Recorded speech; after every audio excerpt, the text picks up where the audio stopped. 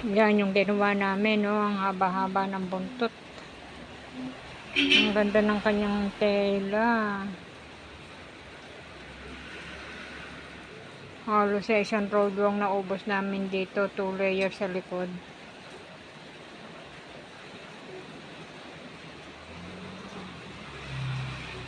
Wow. Tatanggalin mo na ba? Hindi. Ipakikita mo sa kanya na ganyan. Nandito ka naman yata bukas. Ha? Nandito ka naman pala bukas. Eh. Bukas po ay ipipiting, second fitting. Yan kasi bago naman ligyan ng mga dekorasyon, pinapipiting muna namin para sure yung kanyang ano. Wow. Sukat manikin pala yung kanyang katawan.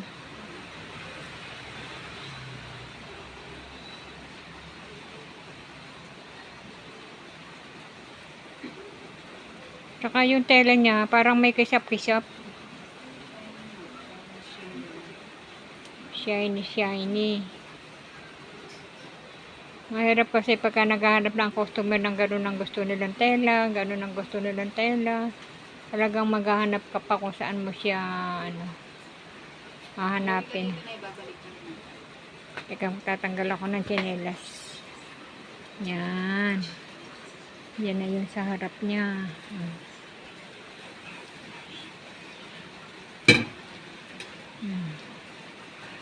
Ganda.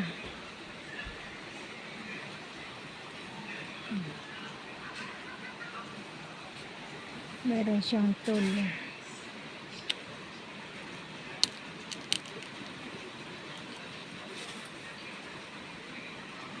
Ganda.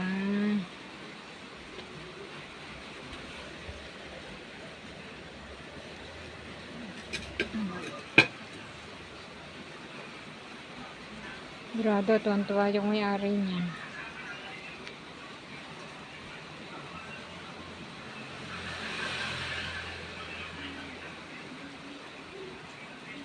Okay po. Sa panlalaki, hindi namin mapicturean kasi ano.